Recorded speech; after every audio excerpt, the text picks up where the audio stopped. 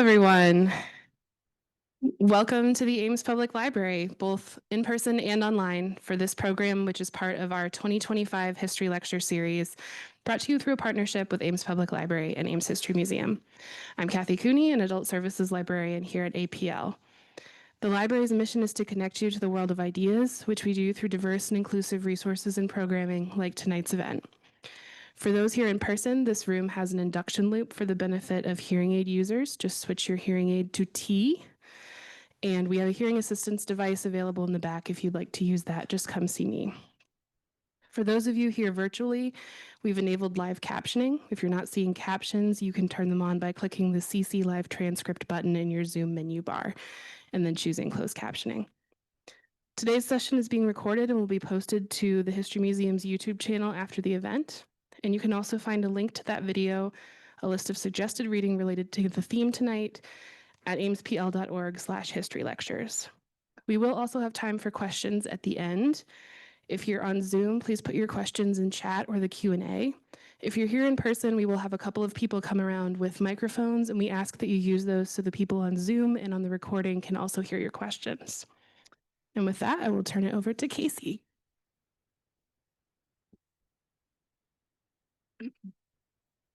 Hi, great crowd tonight. I'm Casey Vance, Executive Director at the Ames History Museum.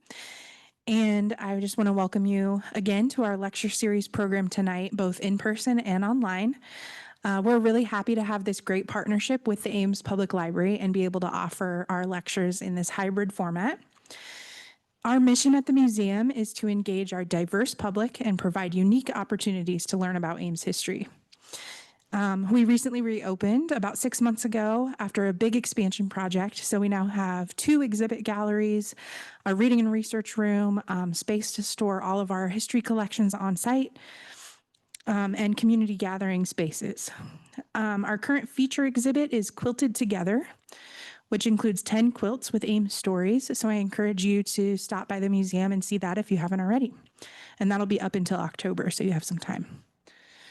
Please visit our website, ameshistory.org, for more information about upcoming events, current exhibits, and museum membership. And we do have some membership brochures with us today over on the table, as well as some new cards that show the summer schedule for Hoggett School, our one-room schoolhouse museum that's open on Sundays. And now I will introduce our speaker, Kathy Svec. If you've been to our lecture series before, you've seen her usually introducing the speaker, but tonight it's her turn to speak. Kathy's been with Ames History Museum, Ames Historical Society, Ames Heritage Association since 1989. So she's been with the organization a very long time, doing all kinds of things, including serving on the board, committees, making exhibits, giving programs, doing research. So we're very thankful to have her speaking tonight and also coordinating our lecture series each year. So please join me in welcoming Kathy.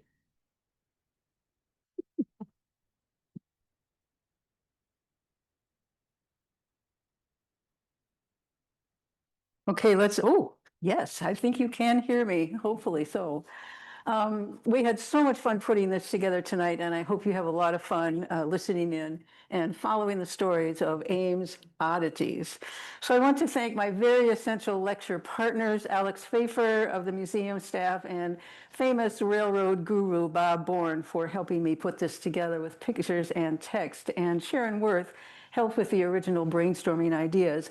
That idea list ended up being 3 full pages, so we might need more than one Ames Oddities lectures, so tonight might be Oddities number 1. So what are oddities exactly? All around Ames are certain structures and features that are sort of odd looking or strangely shaped or don't seem to fit into the rest of their surroundings.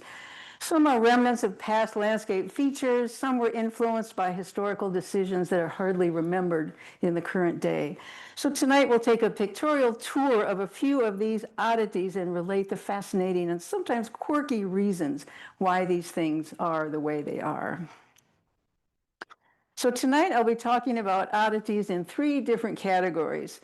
Oddities influenced by our 3 early railroads, the Chicago Northwestern, which of course is now the Union Pacific, the Ames and College Railway, which was dubbed the Dinky, and the Fort Dodge Des Moines and Southern, which was the electrified trolley. Also street oddities and structure oddities. And I want to say right here at the beginning that I will be referring to our western waterway as Iowa Creek, although probably everyone in the room is still calling it Squaw Creek. So, influence of the railroads, number one. Why is Northwestern Avenue angled off the grid south of 9th Street? So, the first railroad came through Ames in 1865. It was the East-West Chicago and Northwestern. The second railroad to come through was 1874, 9 years later. It was the first phase of the North-South Des Moines and Minnesota Railroad that connected Ames and Des Moines. The second north-south phase came 3 years later in 1877 with track constructed north of Ames reaching Story City. Now, originally, the Des Moines and Minnesota track was narrow gauge. So that means that the distance between the rails was at 3 feet instead of the standard now 4 feet, 8.5 inches. That narrow gauge track was built on what is now Northwestern Avenue from downtown to 9th Street. And then it continued north on what was then the Chicago and Northwestern Railway, a right-of-way. This north-south railroad, the Des Moines in Minnesota, was very successful and had a high volume of freight traffic. However, the smaller narrow gauge cars could not operate on the wider standard gauge Chicago and Northwestern tracks. So when goods or people had to transfer from one line to the other, the narrow gauge cars had to be unloaded and transferred to the standard gauge cars in Ames. This was expensive and time consuming. What a pain. The solution was to rebuild the track from narrow gauge to standard gauge to allow loaded freight cars to continue easily to their final destination. Now, for passengers, the gauge difference was not a significant problem. It was easy just to get off the narrow gauge train and walk themselves to the standard gauge train in Ames. Now, in 1882, on one day, May 28th, the Chicago and Northwestern widened the gauge from 3 feet to the standard gauge of 4 feet, 8.5 inches. Yes, it was done literally on one day. They had laid the third rail at the wider gauge parallel to the narrow gauge and were able to make the changeover in a single day. Now, the thing was, now here's, this was a long lead up to what you're seeing on the picture here. Now, the thing was, the standard gauge track required a wider turn radius to enter the Ames terminal area and the Chicago Northwestern Station, which at that time was on the south side of the tracks at Duff Avenue, near where Dutch Oven Bakery is located today. Oops, where's my little arrow? There it is. So right over here. This change in gauge necessitated a wider arc from 9th Street down to the main line tracks, approximately where Wheatsfield Grocery is now. So the current railroad track that you see south of 9th Street is the result. The old narrow gauge track was ripped up and Northwestern Avenue was created in the abandoned right-of-way. So there's the explanation about why Northwestern is at that kind of crazy angle. Now, by the way, that first small depot near Duff was replaced by the current depot at Clark Avenue in 1900, and the old depot was torn down in 1901. So here's a street map that shows that the new Northwestern Avenue had not yet connected to Main Street. This was 1902. So those red arrows are pointing that out. And then here's the 1914 map, which by then they had connected Northwestern to that western end of Main Street. So that is the current configuration of Northwestern Avenue today, hooking up with Main Street. That map is a little fuzzy, but hopefully you can kind of tell what's going on. Okay, railroad influenced oddity number 2. What is that unusual building at 9th and Northwestern? Here it is, taken just recently. I'm sure you've all looked at that building and said, what the heck is that? So the oddly shaped building at the corner of 9th and Northwestern was built in 1915 and was shaped to fit on the available lot between the tracks and the street. Now, it was not a railroad-related structure, as some have thought, but was originally Chipman's grocery store. Since then, it has been used for a variety of other commercial uses, such as a TV repair service and a hair salon. It was fully renovated by Chris Nelson of Nelson Electric, and in 1999, he received a preservation award for his efforts. And here is an interior shot of Chipman's grocery, a very rare picture. Okay, railroad influenced oddity number 3. What about that other unusual building at 11th and Northwestern? I'm sure you've all driven by this house and wondered the same thing. The wedge-shaped house north of 9th Street at 1127 Northwestern was not the result of widening of the narrow gauge track. The oddly shaped lot was created when Northwestern Avenue was constructed north of 10th Street, and at that point it gave up its diagonal angle and tied back into the standard grid network of streets. The lot sat empty for many years until Habitat for Humanity bought it and put up a house shaped to fit the available land. It is very odd. I've always been curious about what that house looks like on the inside. Okay, railroad influenced oddity number 4. How did the Ames and College Railway influence present day Ames? The dinky. Prior to the paving of roads, the route from Ames to the college was impassable during many months of the year, and crossing Ioway Creek was often very unpredictable. A group of investors put up money to establish the Ames and College Railway in 1891, and I'll be calling this the ACR. Due to its small size, the ACR was dubbed the dinky. The ACR was small scale, but this is very significant. It was not narrow gauge, it was standard gauge. Its route started at the east end of Main Street, headed west on 5th Street, angled to cross the Chicago and Northwestern Railroad tracks. Ooh, where's my little, this very important thing, this little crossing here. It actually had to maneuver enough to get out of the way of the mainline trains that were roaring through Ames.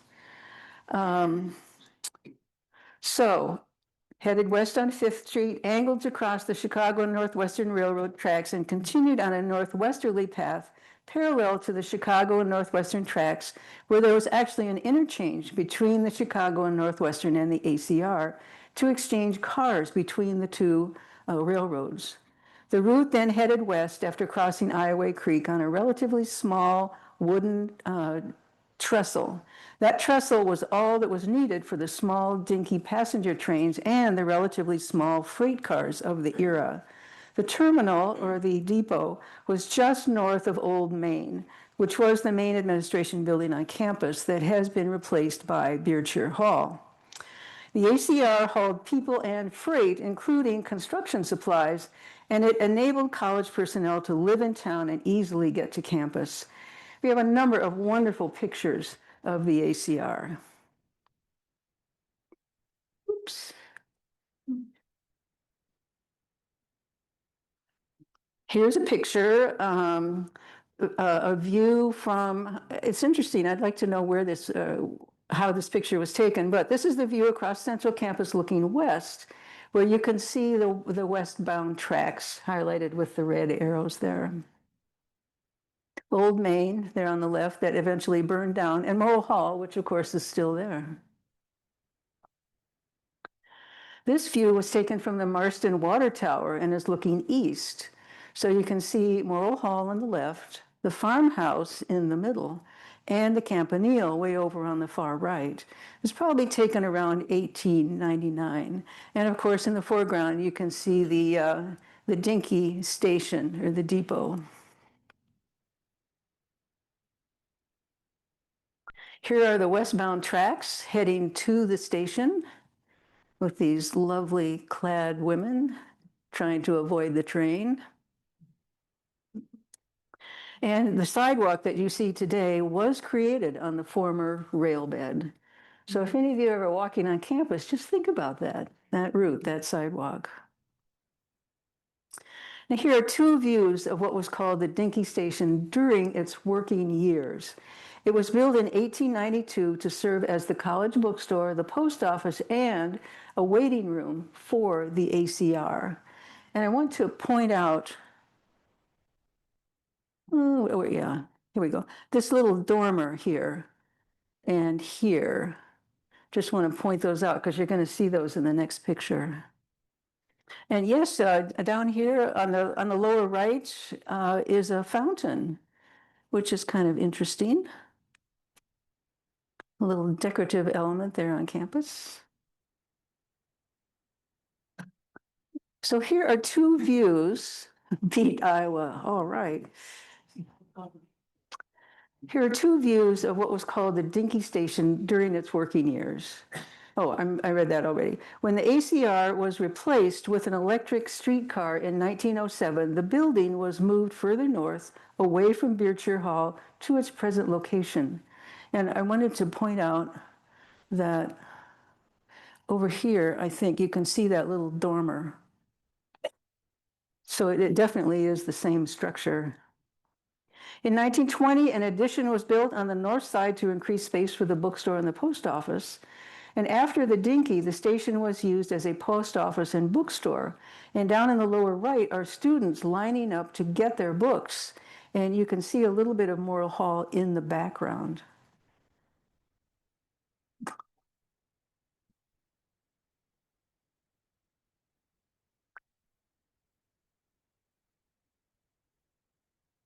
In 1946, another building was moved and attached to the west side. And in 1953, the east wing was built.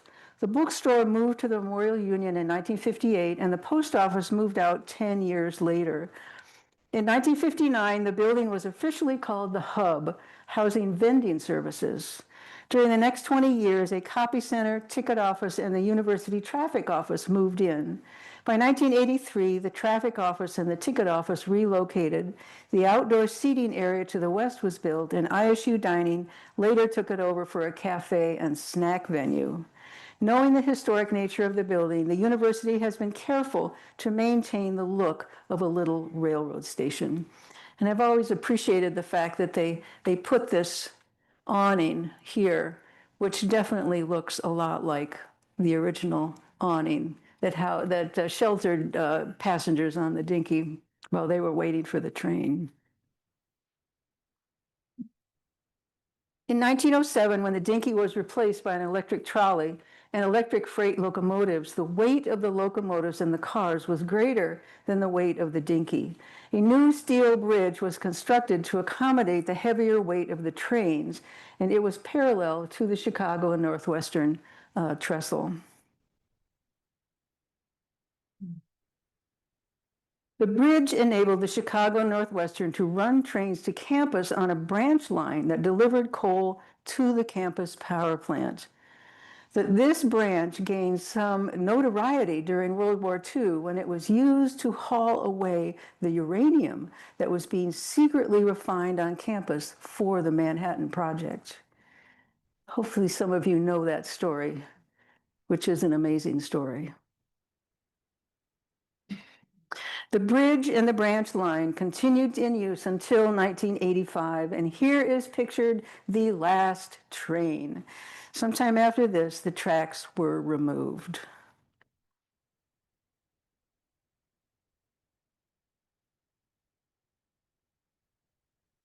The unused Dinky/trolley bridge became a popular place for local kids to gather, and its ties were colorfully painted with graffiti.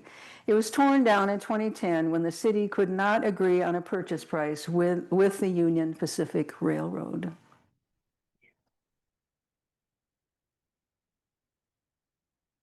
The footings of both the original wooden and the 1907 steel bridge are still visible when the water levels are low in Iowa Creek.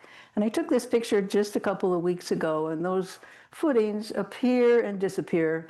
I have a feeling after yesterday's or today's rain that they are probably not visible. There are other remnants of the Dinky. A short section of tracks is hidden in the weeds parallel to North 4th Street, east of Hazel Avenue. And there's a cinder path just west of Iowa Creek that goes to University Boulevard.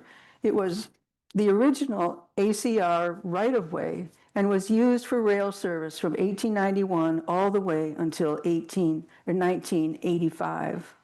And if you can picture this, the wide sidewalk that goes from Hamilton Hall all the way across campus to the hub is also the original dinky rail bed.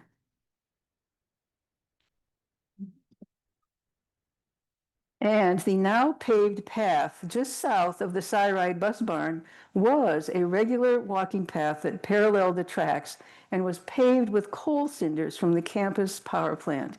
It parallels the former dinky track, which was just above it. And on the left, you can see the picture. The path is lower and the rail bed was just up a little bit up here. And this is actually a car, a train car, sitting on those tracks. So we have the influence of the railroads, number 5. In 1907, the dinky was purchased by the Fort Dodge, Des Moines and Southern Railroad. The Fort Dodge line electrified the railroad and operated an electric streetcar connecting downtown Ames with the college's central campus until 1929. The electrification of the railroad also allowed high-speed electric interurban rail cars to operate between Ames and downtown Des Moines, which was actually better public transportation than we have now. I have heard many stories about ladies who would get on the interurban, go down to Des Moines, have lunch at the Yonkers Tea Room, shop all day in downtown and come back on the trolley at the end of the day. So it really was a great asset for public transportation.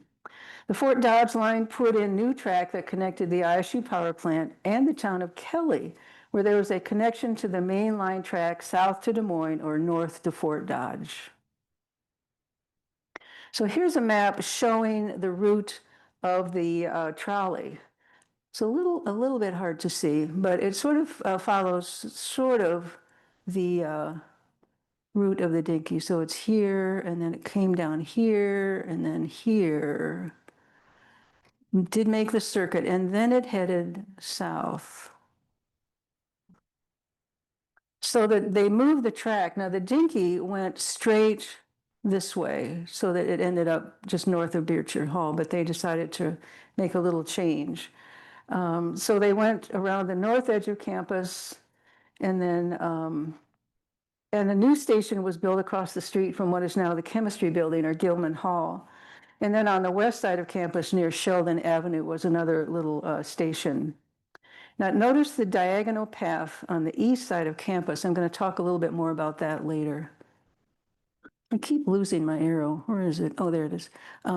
This I'm going to talk about again in just a minute. So just so you can get a picture, here's the trolley downtown. This is at the corner of Kellogg and Main.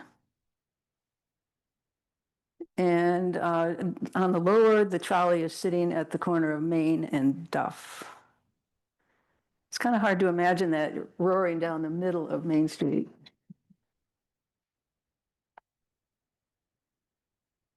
Now here's the trolley on the Iowa Creek Bridge eastbound near the Chicago and Northwestern Bridge, if you can kind of get oriented.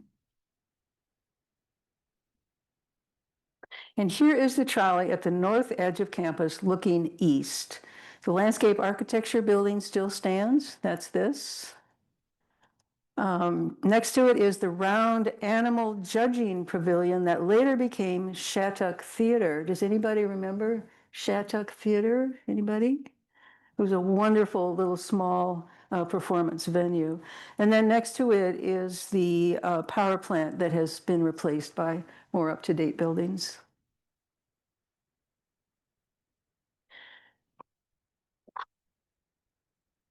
Now here's the trolley right-of-way being constructed south of campus near Chamberlain Street. And there are several remnants of the Fort Dodge Electric Railroad in Ames. I've mentioned that when the water is low in Ioway Creek, you can see the footings of its steel bridge. And I've told you about the cinder path west of Ioway Creek to University Avenue, which was the original right-of-way of the Dinky and the Fort Dodge line. That cinder path can be seen from the current paved bike path, although the bike path does not continue on that cinder path. There are several more remnants of the Fort Dodge Railroad after its 1907 expansion. The triangular building at Chamberlain and Stanton is a result of the Fort Dodge line tracks curving toward Central Campus from their north-south route that was originally between Welch and Stanton Avenues. And I probably some of you have seen this building too and just wondered, what in the heck? This slanted right-of-way at Stanton and Chamberlain created an odd bit of land, and this unusual building was simply sized to fit. It was built in 1981, and Welch Avenue south of Storm Street and east of the tower's residence halls was the original 1907 Fort Dodge right-of-way.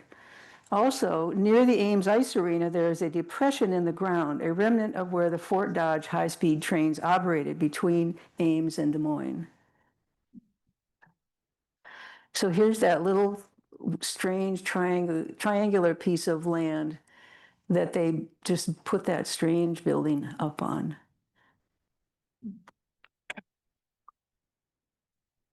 And so here's an aerial view of that building.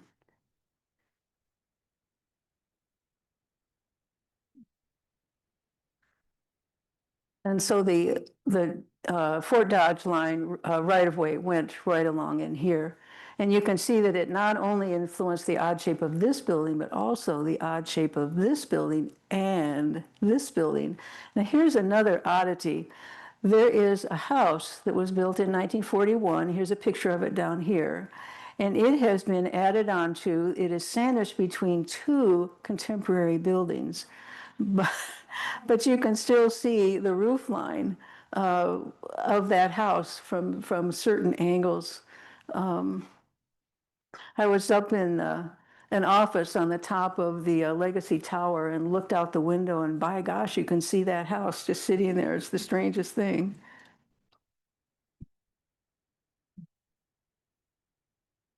There's also a remnant of the Fort Dodge line near Zumwalt Station Road, south of Ames. This is west and south of the intersection of State Street and Oakwood Road. Compacted earth still shows the former railbed. You can see the ghost of that railbed highlighted with the red arrows. Now, there's nothing left in Kelly that suggests the Fort Dodge line. And this picture shows what the station used to look like with 3 interurban cars paused at the spot. So it was a busy hub connecting Ames people with the line that went on down to Des Moines. Okay, now we're going to switch from railroad influenced oddities to street oddities.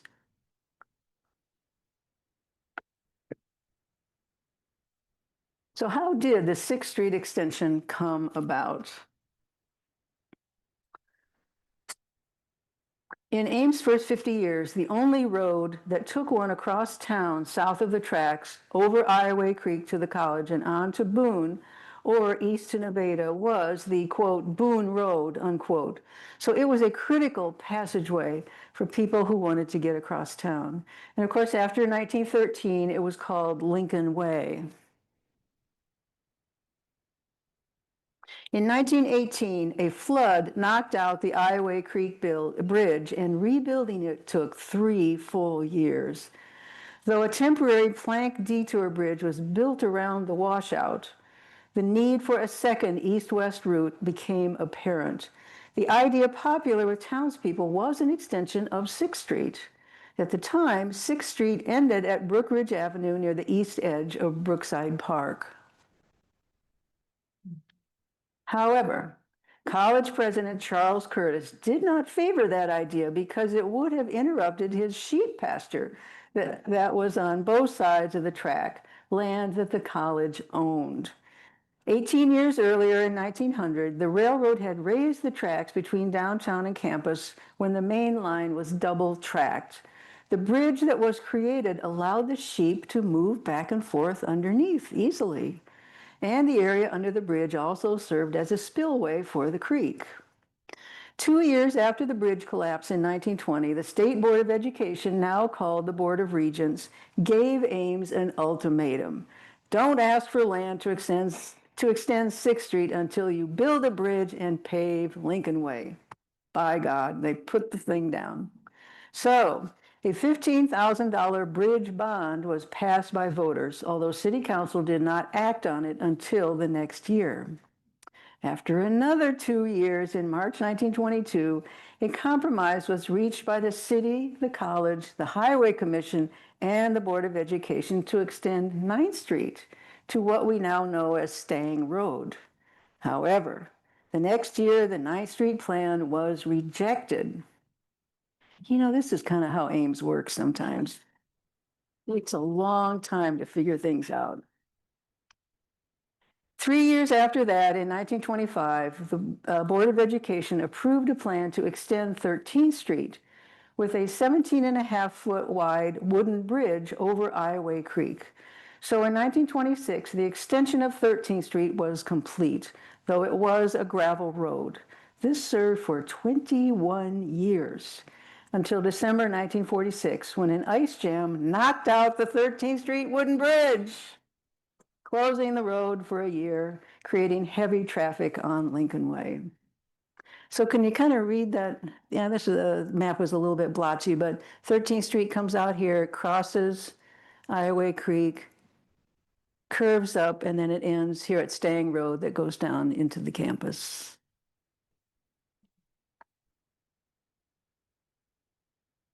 Now, let me find my place. After another 2 years passed, and in 1948, agreement was finally made to extend and pave 6th Street, the original idea.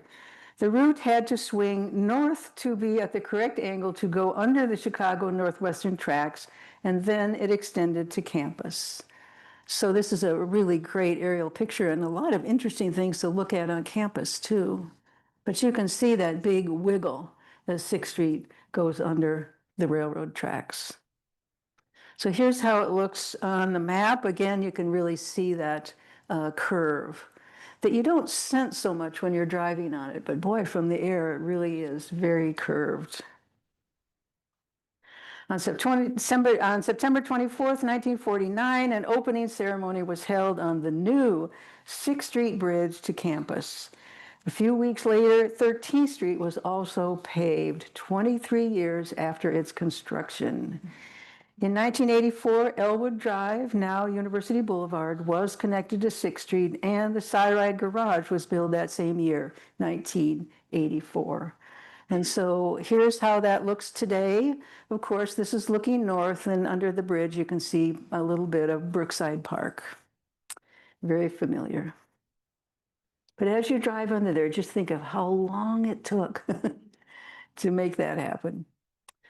Okay, why is there, here's street oddity number 2, why is there a curve in 13th Street at Burnett? You can see that little jiggle, it doesn't go exactly straight. The pioneer William Cole family arrived in Ames by train in 1865, the first year after our town was platted. They bought 390 acres west of Skunk River, including the area now occupied by Homewood Golf Course. The family had a farm in the area of 13th Street and Burnett. As the city grew, it advanced toward the Cole farm, and when 13th Street became a major thoroughfare, the city wanted to straighten and improve that roadway. However, in order to straighten the road, it meant taking out a row of fine, mature trees on the Cole property. And William's son John refused to let them do that. So the street swerved to go around the trees. Now in this picture, you can see the shade from those fine trees down here, right here.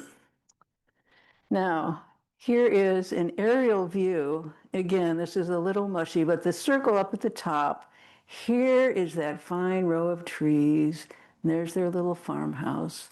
And here's the wiggle in the road, 1939. See, you can refuse. John Cole was locally famous for his construction business, and his sons, Ben and Lou, followed him in the trade, as did Ben's son, Herman, making 3 builder generations. Their list of still surviving projects is long, but Ben Cole is most famous for building the Grand Avenue underpass in 1938. Okay, Street Oddities number 3. What is Lincoln Swing and Dawes Drive all about? Now, the Lincoln Highway was established in 1913, and its earliest route took many jogs and turns on its way through Ames. In West Ames, that original 1913 route turned north at Sheldon and headed to Boone by way of Ontario. You don't think about a highway taking that strange route. Now, this was because there was no money for a new road when the highway was first proposed, and the planners put together a route using existing roads.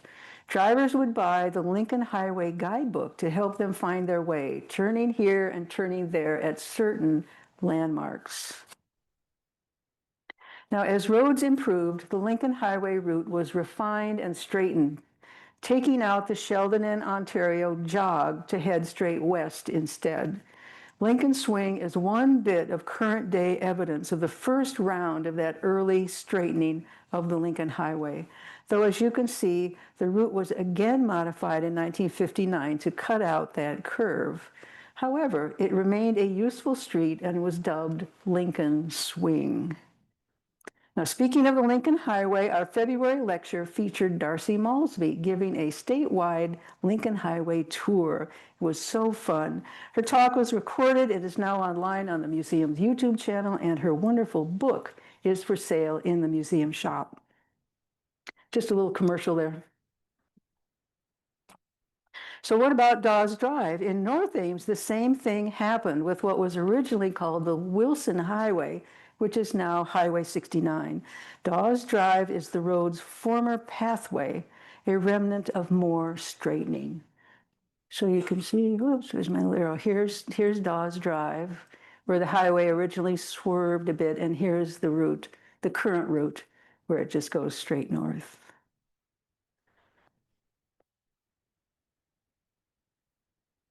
Now, when the street that is now Dawes Drive was still a highway, there was a thriving motel built in 1948. First, it was the Peterson Motel, and then the Casey Motel. The building is now a 2-unit private residence at 3905 Dawes Drive. I guess you could say that makes it a structure oddity, but we'll include it here on the Dawes Drive segment. Street oddity number 4, is there still a vintage Lincoln Highway marker in Ames? To help drivers navigate the twisting route of the Lincoln Highway, cement markers with the highway symbol and arrows showed the way. On one day, September 1st, 1928, Boy Scouts took on the project to install markers across the whole country. In Ames, 50 scouts from a local troop placed 29 markers starting 2 miles east of Ames and continuing to a location 3 miles east of Boone. The markers were not mileposts, which some people think, but they were strictly meant to be directional indicators because of the twisting route that original highway took. So as late as 1935, a marker could still be seen in the block between Lynn and Ash Avenues in Campustown. You can see it in the yellow circle. And in Ames, one of these markers has been placed near the Cyride shelter at Beach and Lincoln Way. And one is also included in the transportation section of the permanent exhibit at the Ames History Museum. So you can see this, there's the Iowa State Center marker there and the Cyride shelter. And it's so easy just to drive past and not see that marker. So you might watch for it next time you are at that intersection. So, street oddity number 5. Why does 13th Street become Ontario when it heads to West Ames?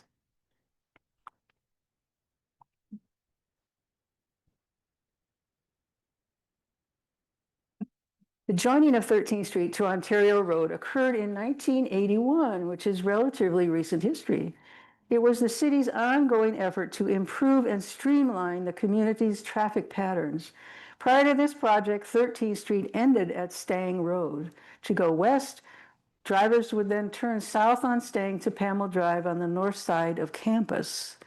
So again, where's my little arrow? My arrow gets lost. Okay, here we are. 13th Street comes out. Here's Stang Road. It just absolutely ends. And then in order to get back around, you'd go down Pamela Drive, down that steep hill by the campus cemetery, and then on down to Lincoln Way. So, and then here is where Ontario ends, right here.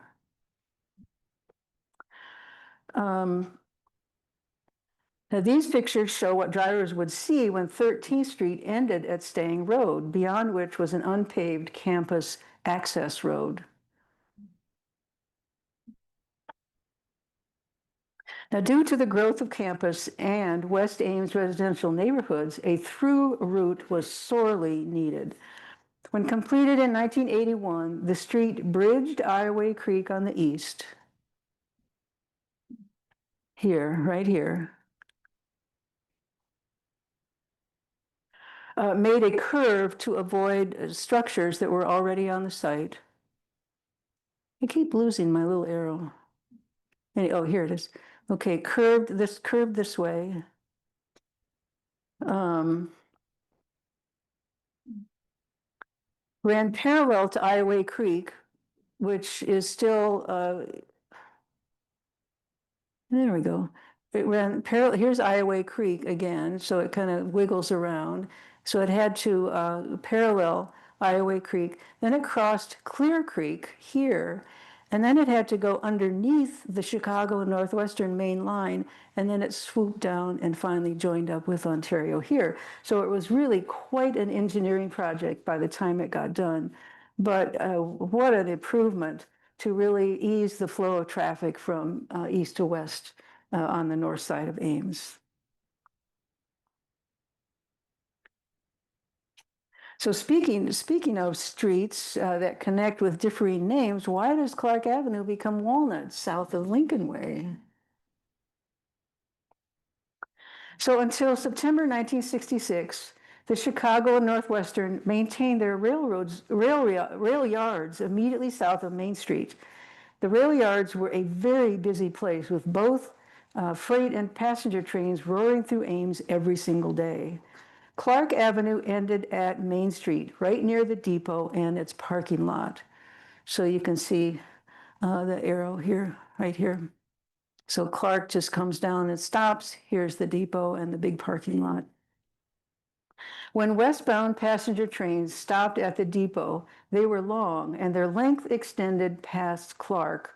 And so for safety reasons, the railroad would not allow any pedestrian or auto traffic crossing at that location. Now, until the early 1960s, Ames High School was still located at 515 Clark, and the stadium and field house were located where Hobby Lobby and Hy-Vee are located today. So, you know, I'm sure that all those kids went to the stoplight and crossed the tracks. Oh, yeah. Oh, yeah. Yeah. Anyway. Now here's a street map showing how the tracks interrupted the streets. So in that red circle with the arrow, you can see that there was just no viable street going across the tracks, either over them or under them. So passenger service in Ames ended in 1960, and other industries were less dependent on rail service.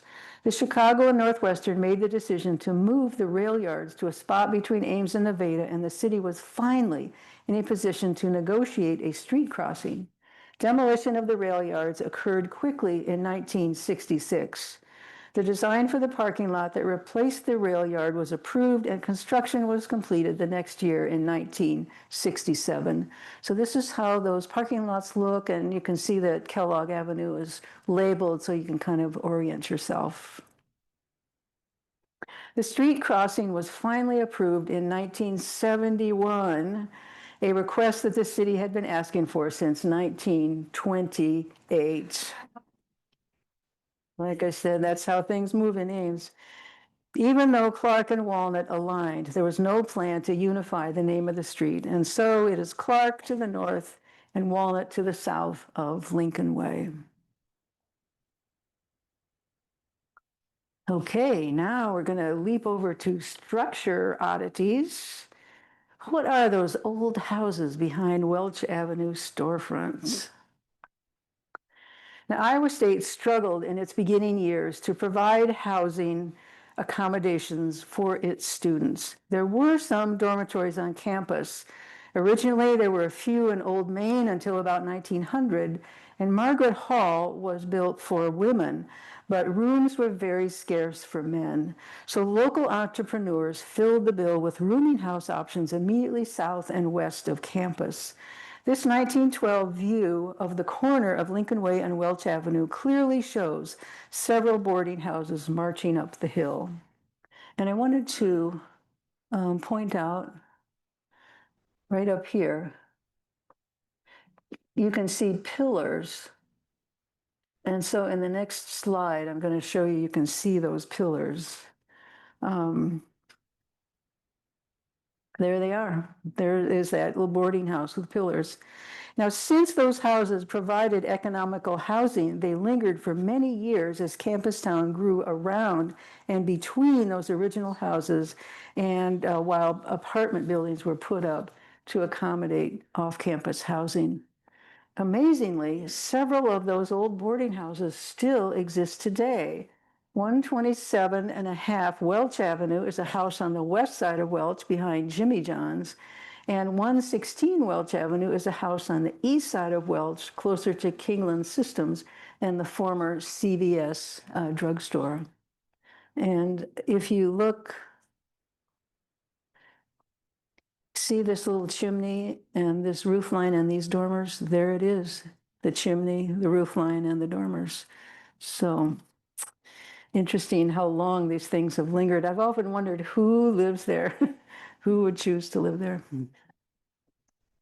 with all the glamour housing available in apartments around town. Okay, so structure oddity number 2. What are those big windows on the north side of YSS at 5th and Kellogg? So in this picture, you can see those large windows at the main entrance to YSS, these big windows. In 1915, the new up-to-date municipal building opened at 5th and Kellogg with much celebrating. It was an all-in-one building housing city offices, the police department, a jail, a courtroom, and the fire station with its large doors for fire truck access. Several years after city offices vacated the structure and moved to the former Ames High building at 5th and Clark in 1990, the 1915 building was purchased by Youth and Shelter Services and restored. Those large door openings were retained as a reference to the history of the structure, and the window pane pattern refers to the frame and panel design of the original doors. I've always thought George Belitzos was very sensitive to encourage that particular design. And since we're talking about the fire station, it seemed like the right moment to mention the 1932 fire truck that now resides at Brookside Park as a piece of play equipment. It has been a piece of play equipment far longer than it was ever used as a fire truck. And I asked the staff at the museum if anybody knows how it came about, who decided to move the fire truck to the park, and we don't have the answer yet. So if anybody out there knows, please let us know. Okay, structure oddity number 3. Why is there a pitched roof building on Main Street?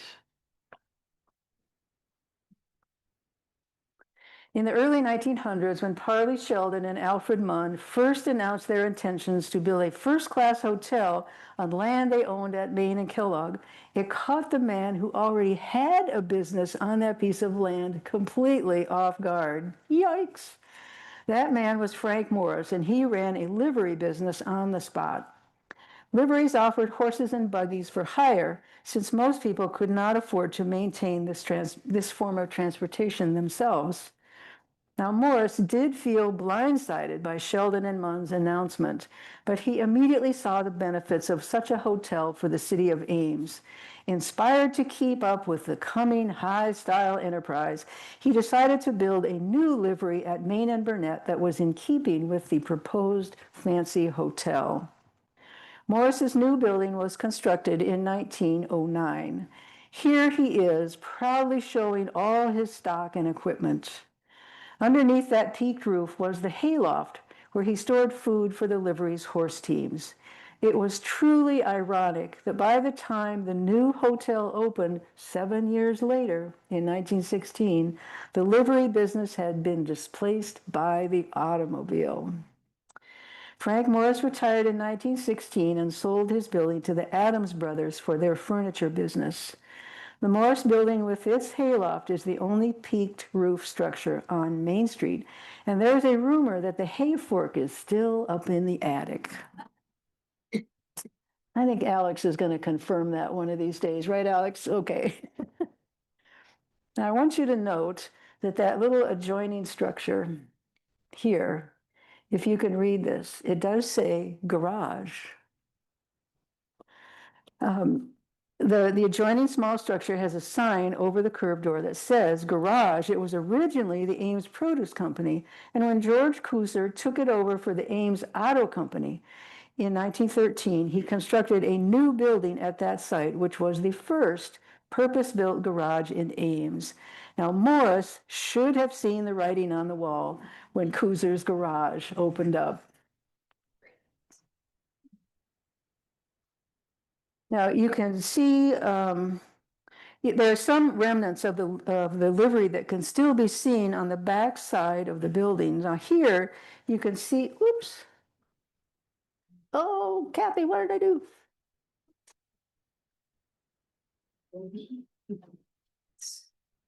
I don't know. Pushed something. I'll fix it, but I don't know when. I need Oh, to fix it. Okay. Okay. Whew. Let me make sure. Okay. Yeah, Okay. good. Whew. All right. All right. Fast fix. Fast fix. We like fast fixes. Okay. Now let me find my place. So on the back side of the building, you can see the outline of the bricked in hayloft there at the arrow. And in this picture, you can see a mishmash of other bricked in doors and windows. It really is amazing. We were wondering why they didn't paint that entire wall that sort of pink coral color. But maybe they really wanted to leave all that evidence of the change that has happened over so many years. Now, if you walk through Tom Evans Park, you can also see the bricked-in windows along the west side. So it's a little more faint since they're painted over, but let me just go back a couple. So you can see that originally there were these curved top windows on the lower floor as well as the upper floor. But they're still there, they're just bricked in. You can kind of see the outlines.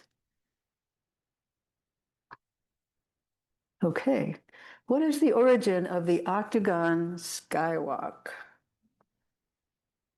Here are pictures of that skywalk that adjoins the two buildings. Now, the building that now houses the Octagon Center for the Arts was put up by Wallace Greeley in 1916. Greeley was a Mason, and the structure housed the Masonic temple on the top floor. The other floors were used for a local business run by Lucian and Galen Tilden. Now, the Tildens ran a prosperous department store on Main Street. At the store, they maintained an alterations department to customize the clothing that was purchased there. Tilden had an idea to keep his alterations people busy during times when business was slow. He had them making pennants for schools and colleges. Now, it wasn't long before the pennant making was crowding out the alterations. So the Tildens separated the growing business from the store and moved it into Greeley's building.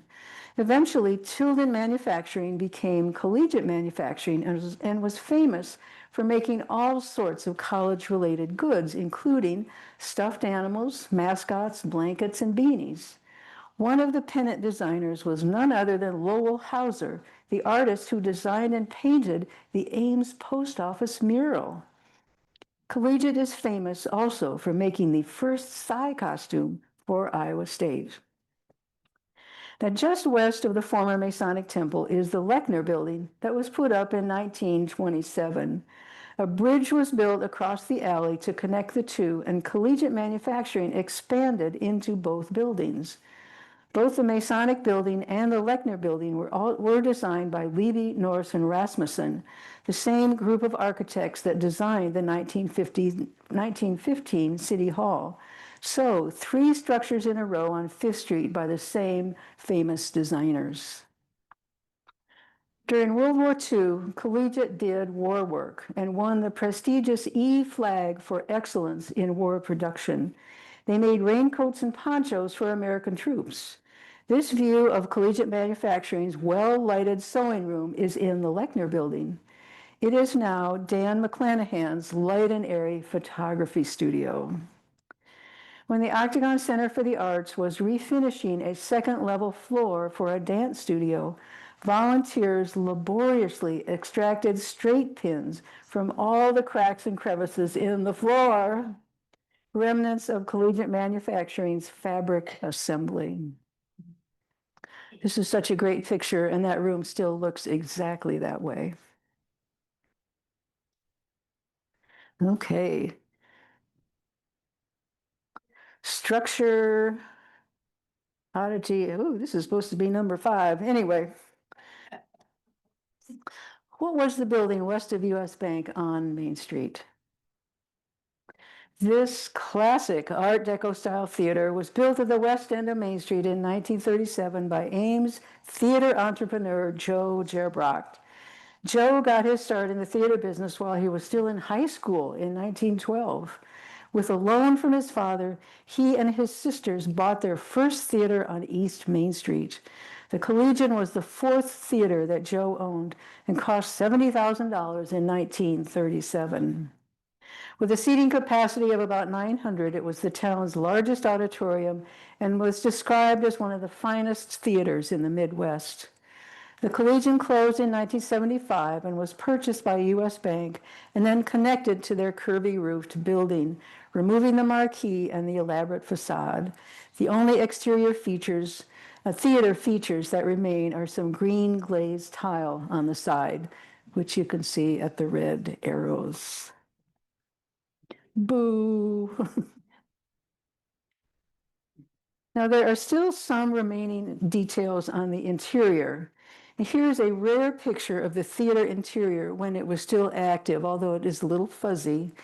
In the very back of the US Bank building, some bits of wallpaper and a few decorative moldings still exist. So you can see there. In the museum's permanent exhibit, there's a feature area showcasing Joe Gerbrocht's theaters, and the colors that are used in that display were taken from the remnants of the wallpaper in the bank. So there was a real attempt to replicate those colors in the museum. Okay, structure oddity should be number 6. Why are there pillars on the east side of the library?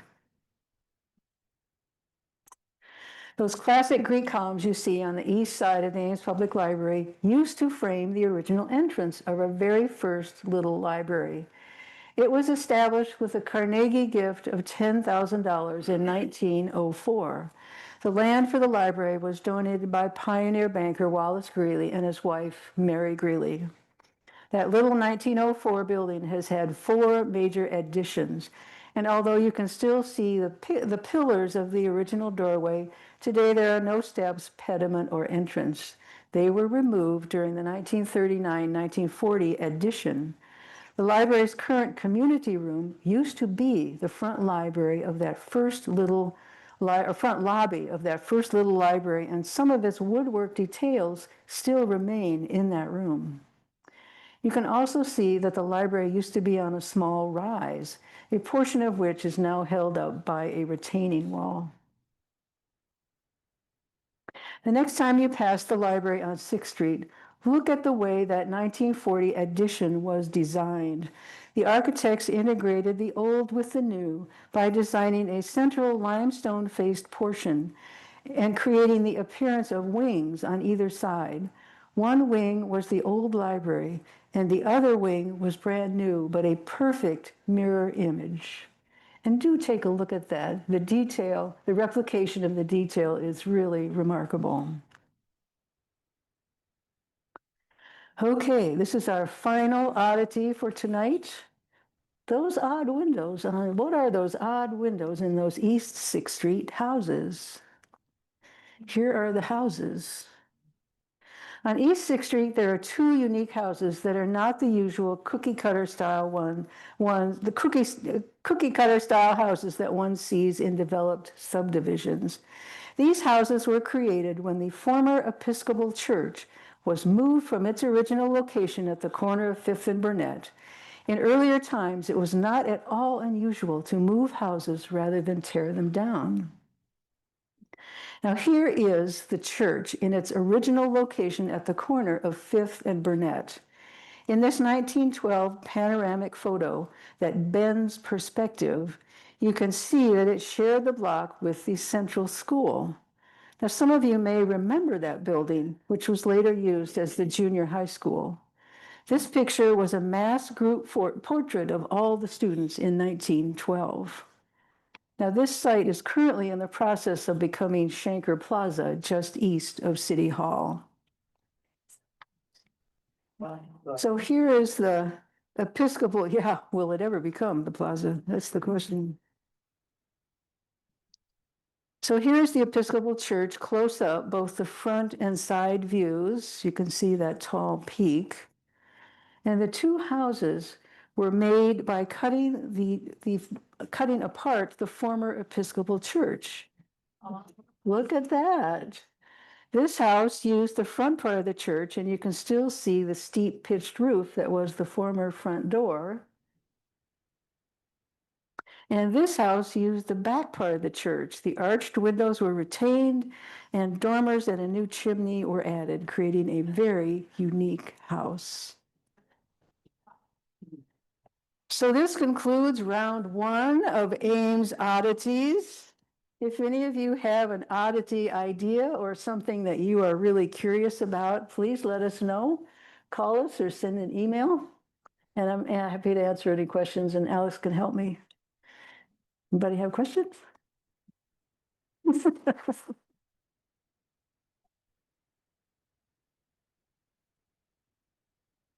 So Kathy is running the microphone there.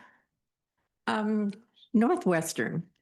Okay. Do you know why the houses are strictly facing east, west, north, south on a diagonal road? That's a good question. I don't know. I think it's just to fit into the city grid, to tie that back in, because that was already established on both sides of Northwestern already true. prior to that. That's true. Okay, that's a good Believe. guess, Al. It's a good guess, at least. That's a right? good guess. Okay, anybody else?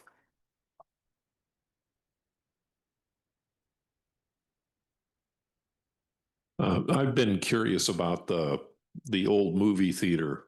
Yeah. And did the bank tear out the old movie theater area and convert that to office space, or does that area still kind of exist? They tore out part of the former auditorium. I don't know if any of you remember going into the Collegiate, but there was a grand staircase that went up to a women's lounge on the 2nd floor, and that staircase is still there. But they have converted the lobby and part of the auditorium into offices. But in the back, which is the north side of the structure, there are still some of those remnants like I showed you in the picture. Alex, do you have anything to add to that? I think they built some floors in that building too. So I think that's why that picture we have, you're like, what would be like 30 feet in the air or whatever, because they built the floor and that's why the crowning is like almost touchable from that photo. Okay, got it. Got it. Okay. Another question? So this isn't a question, it's more observing, Kathy, that you were very charitable in your description of what happened to the old spur line bridge in 2010. That was not a negotiation that was occurring between Union Pacific and the city of Ames. Union Pacific offered that bridge to the city of Ames for $1, but the city council had to accept that $1 on the spot. And they wouldn't do it despite the efforts of the Historic Preservation Commission to save the bridge because it was on the spur line and we thought it would be useful for nuclear tourism in the future. Yes. But it was a liability to the city because it was not in good shape and we didn't know, well, not we. I wasn't on city council yet at that time. But the city council did not know when it would be turned into anything that was usable. And from my perspective now, with all the Rails to Trails programs, that would have been a great bridge and we wouldn't have had to pay more than $1 to acquire it and then rehab it.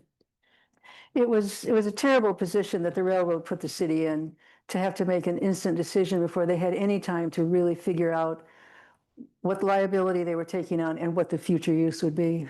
Yeah. Gloria Betcher, our city council person. Thanks, Gloria. Other questions? Oh, here's one here. It's not a question, but just another comment. Sure. Where the Fort Dodge and Des Moines Southern exited the city, there was Zumwalt Station. Yeah. And that was instrumental in bringing tower and transmitting equipment to the transmitter site that's further west. Say that again, transmitter? Yeah, there's a tower as you go south Okay. on R38. There's a tower and associated building about a half a mile west of the road. That's where WI was located. Oh. And so when that was built in 49, Okay. a lot of the equipment came in through Zumwalt Zumwalt Station. Station. Okay. And Zumwalt was a family that had a farm in that area. It's an unusual name, but that's the derivation of the name. Other question? I forgot how attractive the Collegiate Theater was. Was there any move to keep it looking like that? Oh, 1974. You know, the 70s were a time when there was not much interest in saving historic structures. And I'm not aware of any move, although there are people that at one time thought it would be really nice to have a theater on Main Street again. It's hard to see how that will happen. Yeah. Yeah, when you see that classic Art Deco exterior, it's really a big wow. And Jer Bracht was so proud of that theater, and he really brought in the best technology for showing films. The seats were really comfortable, state of the art. And he ran programs for children on Saturday mornings. He was open for Christmas activities. At the end of the summer, Parks and Recs program for kids, they would have a parade and all the kids would parade from bandshell down to the theater and there would be goodies and things. So he was quite a promoter and he was always trying to bring people into the theater. We need to tell the Joe story again. Yeah. I have a Casey. question from online. Okay. Can you tell, is there a story behind the sycamore tree at Lincoln Way and University?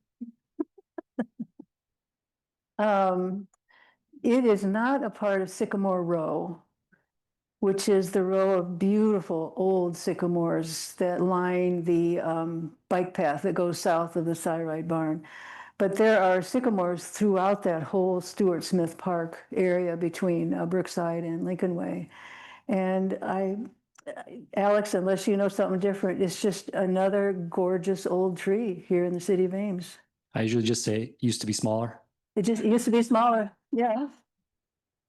But I think the remarkable thing is that it's not encroached by any other big tree, and so it has just been able to just absolutely spread its branches.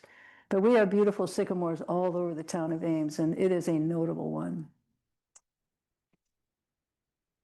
When was the Habitat for Humanity house built on Northwestern? Oh.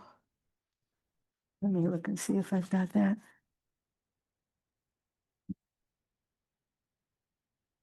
Not that long ago. Let's see. You know, I don't know that I have that in my notes here. Oh. Did I saw it? I don't have that date. But you know, you can look it up on the city assessors, the Beacon database on the city assessors site, you know, if you're really curious to know. Alex, do you know? It's in the 2000s at some point. That's all Yeah, I know. yeah, just relatively recent. Yeah, Gloria? So some of you might be interested to know that the city of Ames is going to be replacing that Lincoln Way Bridge again. And some of those piers that are under the bridge are the same ones that were put in when that bridge was replaced in 2021. And may even be earlier than that. So it's a good time. Oh my gosh, the Lincoln Way Bridge over Ioway Creek. Yes. Oh my gosh.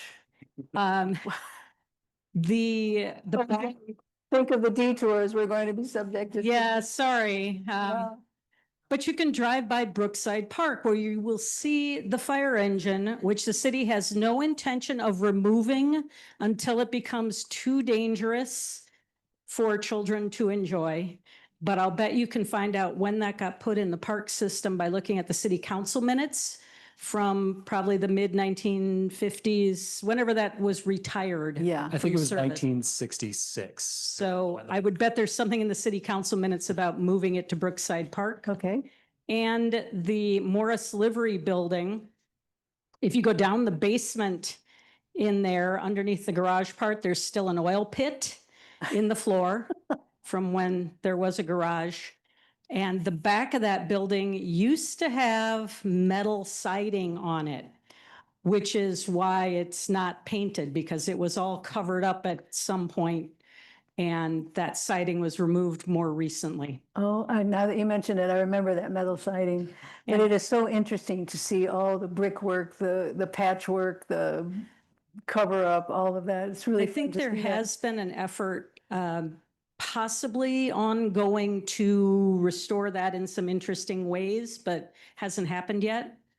And the YSS building is one of our local landmarks. Yes. And so thank goodness that George Belitzos was interested in preserving it. But one of the requirements for local landmarks is that you retain those defining features. And obviously they didn't want to have fire engine doors. So they put in the windows as a nod to the historic structure. Yeah. Yep. Yep. Thank you. Mm. If there are no other questions, I thank you so much Yeah. for coming. This really was a lot of fun.